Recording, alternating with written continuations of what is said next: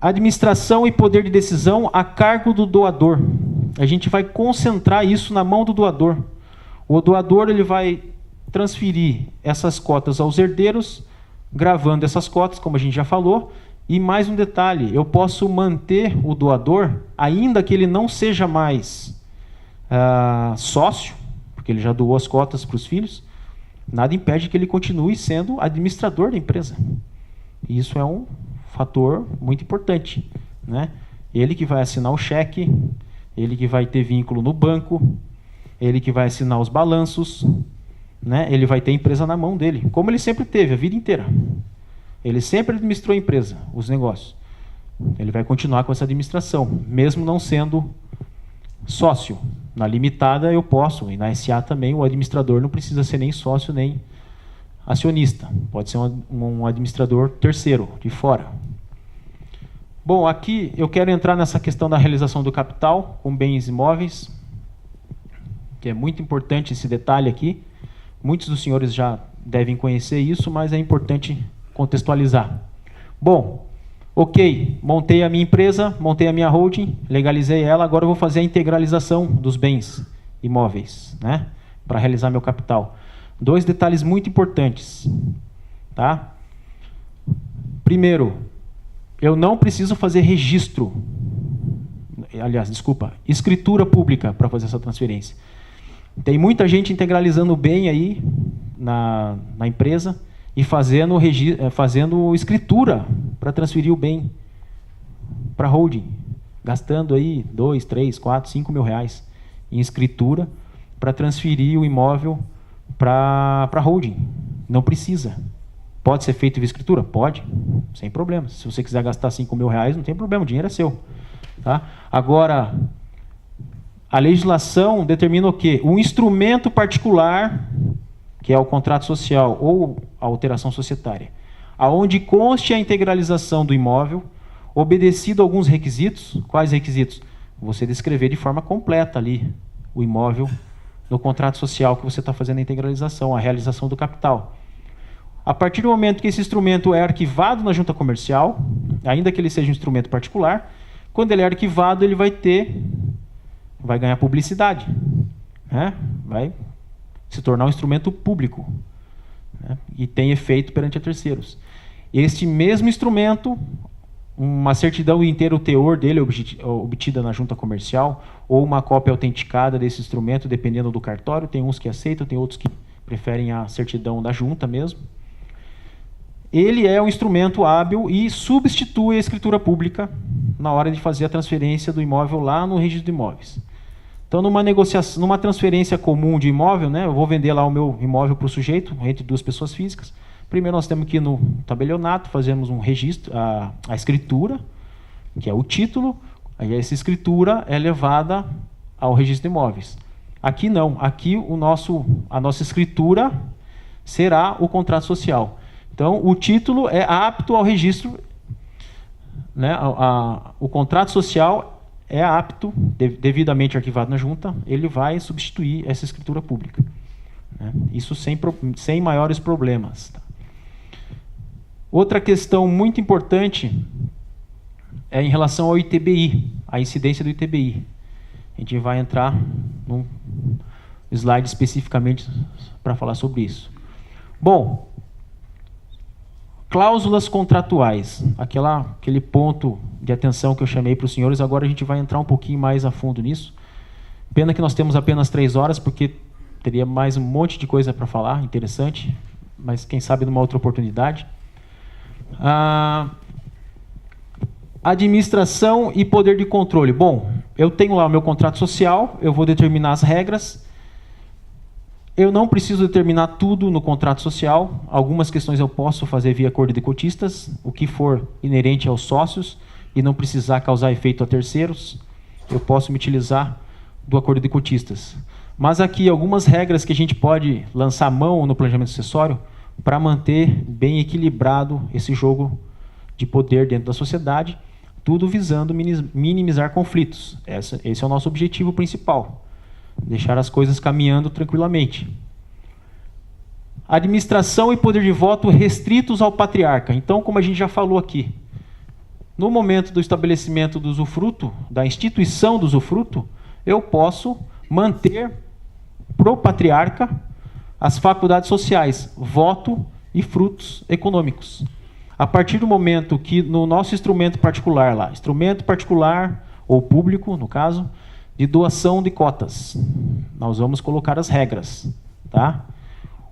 O usufruto, aqui um ponto de atenção na redação desse instrumento, o usufruto, ele deflagra dois poderes, o usufruto da cota, tá? Poder político e econômico, ou seja, eu vou ter poder de decisão, o cotista, poder de decisão e poder de usufruir do patrimônio da empresa, né, dos frutos patrimoniais da empresa, e também responder pelos prejuízos, claro, né, tem os dois lados. Se no meu instrumento de usufruto eu nada dispuser a respeito do poder político da cota, o usufrutuário vai ficar apenas com os frutos econômicos. Esse é um ponto de atenção, pessoal. Então não adianta eu fazer um usufruto da cota no instrumento e colocar lá, a cota está gravada com usufruto. Toda e qualquer distribuição de lucro que acontecer na holding vai para o bolso do doador e nunca para o bolso dos herdeiros, né? Tá, mas e o poder político? Se você não estabelecer no instrumento de usufruto que aquele usufruto engloba também os poderes políticos, o judiciário, por exemplo, entende que implicitamente você está abrindo mão dos poderes de voto. Então tem que ser expresso, tem que estar bem estabelecido que aquele usufruto compreende os poderes políticos, voto, e os financeiros, né, patrimoniais. Ou seja, o doador nem tem a cota no nome dele mais, porque ele já doou, mas por meio do instrumento de usufruto que foi feito com regras claras, ficou estabelecido, por exemplo, que para determinadas decisões ele tem que participar do poder de deliberação, inclusive assinando lá o instrumento em conjunto com os proprietários. Isso a gente pode flexibilizar, tá? Lembrando que essas regras de usufruto, o doador ele pode abrir mão a qualquer momento, né? Ele pode abrir mão do usufruto, então isso é flexível, é maleável. A administração conjunta pelos herdeiros. Eu já me deparei com alguns casos, esses dois casos práticos. Um que o patriarca fazia questão absoluta de manter o controle de tudo, né? E um outro caso, um patriarca já preocupado mais com a sucessão empresarial também, né? Não só patrimonial. O que ele decidiu? Bom, eu tenho aqui mais uns 20, 30 anos de vida, então eu vou conseguir gerenciar esses conflitos. Eu quero colocar os meus herdeiros, os 3, como administradores na empresa, para que eles comecem a se acostumar desde já a se entender, né? No começo é um caos, né? Ninguém entende, ninguém se entende, né? Cada um quer fazer uma coisa. Depois de um ano, ninguém mais quer ser administrador, porque tem que ficar assinando cheque, esse negócio é muito chato. Então eles já falaram, não quero. Antes todos faziam questão absoluta de ser administradores, né? Por uma questão de poder, de status, tal. Depois, quando o planejamento já se resolve, o ambiente familiar vai ficando mais tranquilo, isso passa a ser um mero detalhe. Mas na visão do patriarca é importante você induzir. Claro que isso pode afetar a operação da empresa, porque torna mais burocrático. 3 administradores assinando todo dia junto, né? Tudo para renovar certificado, qualquer providência tem que ter a assinatura deles. Mas é uma forma de proteger e de induzir posições unânimes.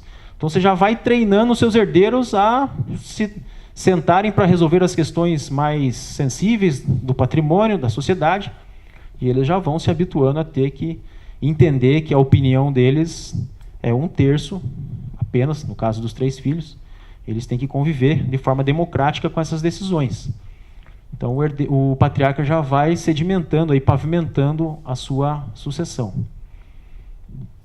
Outra questão importante também, poder de veto a sócios minoritários. Você fala, mas Diogo, sócios minoritários numa holding? O ideal não é eu transferir as cotas de forma proporcional para os meus herdeiros, né, respeitando a legítima, porque senão é confusão na certa. Mas esse é o ideal e é o melhor dos mundos. Mas nós temos que, repito, nós temos que respeitar as particularidades de cada família. Por isso que esse planejamento é tão específico. Cada família tem a sua particularidade. Em algumas famílias, não é incomum, isso sem fazer nenhum julgamento moral ou de bons costumes. Cada um administra o seu patrimônio da forma que bem entender, dentro da lei. Tem alguns casos que alguns herdeiros recebem mais cotas do que outros. Por quê? Porque tem a parte disponível do patriarca.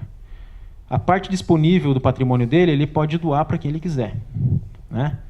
Até para o advogado ele pode doar, se ele quiser. Nunca aconteceu ainda, mas... Enfim.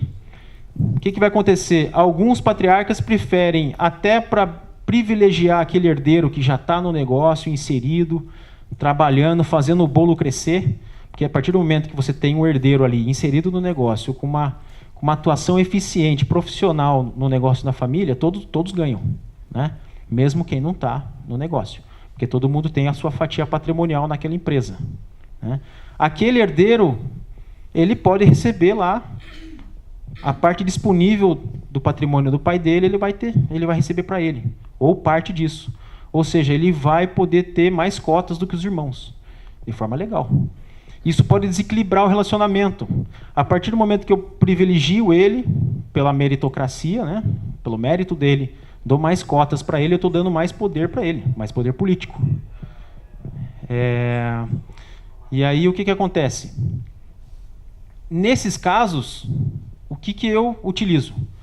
Para eu não deixar uma brecha aberta para eventuais conflitos dentro da própria holding e diminuir a eficiência dela no planejamento, eu crio algumas regras, isso, claro, em conjunto com o patriarca, para determinar que determinados assuntos dependem da unanimidade dos sócios, para eu poder dar poder de veto ao minoritário, né? Para o minoritário fazer diferença em algum momento. Por exemplo,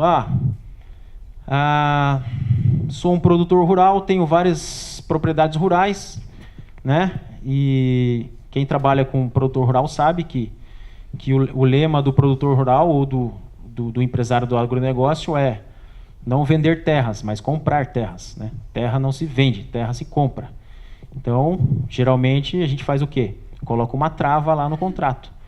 Qualquer ativo da sociedade, que são os ativos da sociedade? São as terras. Só poderão ser alienados com 100% dos votos dos herdeiros, dos cotistas. Ou seja, eu posso ser aquele sócio majoritário que está ali na operação, posso ter 50% de cotas, isso, uma conta rápida aqui. Eu poderia até conseguir aprovar com mais um irmão meu a venda de uma fazenda, se eu não tiver lá o quórum absoluto. E isso desestabilizar o relacionamento, causar um problema. Ou seja, nessas decisões mais relevantes que importem em alteração do patrimônio da empresa, né, vamos colocar uma regra de 100%, um quórum privilegiado, aí, um quórum absoluto. Ou seja, aquele acionista que tem, ou cotista que tem menos cotas, terá poder de veto. Não, eu não concordo com a venda da terra, eu não assino. Então, o patrimônio está ali sendo gerido de forma eficiente, está sendo protegido. Decisões de rotina da sociedade podem ser compartilhadas entre os herdeiros, administradores, permanecendo as deliberações sociais no poder do patriarca. Uma forma de eu flexibilizar isso, quando eu deixo todos os meus herdeiros como administradores da holding, né, eu posso criar essa situação para eles já irem se entendendo, se inserindo no negócio, mas, ao mesmo tempo, eles ficando com as decisões de rotina, que são as decisões que o administrador tem, né? O administrador ele não pode ficar consultando, fazendo assembleia de cotistas toda vez que quiser tomar uma decisão. Por isso que a gente elenca lá os poderes do administrador, para isso não burocratizar o dia a dia da empresa, né?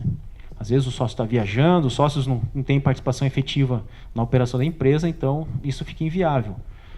Mas nada impede que eu deixe esses herdeiros como administradores, mas as decisões mais importantes sejam tomadas por meio do meu poder de usufruto, eu, patriarca. Então a gente pode segregar essa sistemática. Proteção contra relacionamentos conjugais mal sucedidos. Isso aqui é muito importante, né? Eu já senti um agito aí na plateia. Enfim, na verdade isso daqui é o que acaba fazendo com que muitas pessoas venham nos procurar aí para fazer esse planejamento. E aqui um alerta, né? Um alerta. Todo planejamento, quando bem feito, ele traz bons resultados, né? É o objetivo de todo planejamento.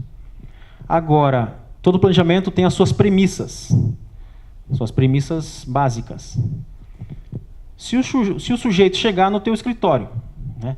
Nós estamos fazendo aqui uma palestra para contadores, nós temos que olhar com os olhos do contador, né? O sujeito chega no teu escritório e fala: então, seguinte, meu amigo, estou pensando em me separar aí, né? Ouvi falar que é só montar uma holding aí, cara, ó, tranquilo, fica tudo em casa. Ou, enfim, não sejamos machistas, né? Chega a mulher e fala: ó, quero me separar aí, pessoal, muito cuidado com isso. Isso aqui não é instrumento para fraudar legítima e nem para fraudar ameação, né? E o profissional que compartilhar com esse tipo de premissa, né, tá aí o Código Civil para responsabilizar, né? Nós somos responsáveis técnicos por tudo que a gente faz. Então a gente tem que ter muito cuidado. E também, às vezes, a situação não é tão assim... como que eu posso dizer? Às vezes o profissional, o seu cliente, ele está querendo induzir você a fazer sem contar para você o que ele quer exatamente. Então tem que prestar muita atenção para você acabar não sendo manipulado aí para acabar prejudicando uma situação ou outra, um familiar ou outro. Mas aqui, dentro do contexto da premissa, né, daquele planejamento bem feito, bem intencionado, que é o quê? Promover a sucessão de forma eficiente e deixar a família resguardada, porque se você tiver qualquer brecha nesse sentido, você vai causar uma turbulência gigantesca na família e o seu planejamento vai por água abaixo, né? O planejamento ele tem que ser de dentro para fora e não de fora para dentro. Então, dentro da família para fora. O que acontece? Relacionamentos mal sucedidos. O que determina a divisão de um patrimônio numa separação? É o regime de bens do casamento, tá? Isso é absolutamente imutável, né? Um planejamento sucessório ele não interfere no regime de bens. Ele relativiza alguns aspectos, tá? Por quê? Porque a gente não está mais falando de direito de família e sucessões, a gente está falando de direito empresarial, tá? Então aí nós temos uma margem para relativizar isso. Só que isso não para prejudicar um ou outro, para proteger o patrimônio. É diferente a premissa, tá? Qual regra que eu posso colocar? No caso de eventual separação judicial ou divórcio de qualquer um dos sócios, então eu doei as cotas lá para os meus filhos, nenhum deles é casado ainda, tá? Ninguém se casou. Como eu estou adiantando uma legítima para eles, fazendo a doação dessas cotas, e eu vou gravar essas cotas com várias travas, regras restritivas, coloco lá, por exemplo, a gente vai passar mais para frente, a incomunicabilidade. Ele recebeu esse patrimônio solteiro, gravado com incomunicabilidade. Se ele vier a se casar depois, ainda que seja com comunhão universal de bens, o cônjuge dele não vai ter acesso a isso, porque a cota está gravada com incomunicabilidade. Então é uma forma de você proteger, né? Hoje, enfim, hoje não, mas sempre, né, o casamento ele sempre teve implicações, né, na vida das pessoas e na vida patrimonial. É o que determina, às vezes, o sucesso de um empreendimento ou o fracasso, porque tudo parte das pessoas, o relacionamento entre as pessoas. Se isso acontecer, fica vedada a entrada na sociedade do ex-cônjuge, do sócio divorciado, independentemente do regime de bens. Claro que na comunhão parcial isso já não ocorreria, mas na universal, se você não fizer nenhuma previsão, né, o sujeito se separou, no dia seguinte está lá o ex-cônjuge dele sentado lá na cadeira da presidência da empresa e falou: agora metade dessa cadeira é minha, né? Vamos decidir em conjunto aí as regras da empresa. Isso vai causar um grande problema, né? Se eles não se entendem mais em casa, não é na empresa que eles vão se entender. Então nós temos que prever algumas dessas situações. E aqui nós temos sim uma medida efetiva. O e pode neutralizar esse aspecto.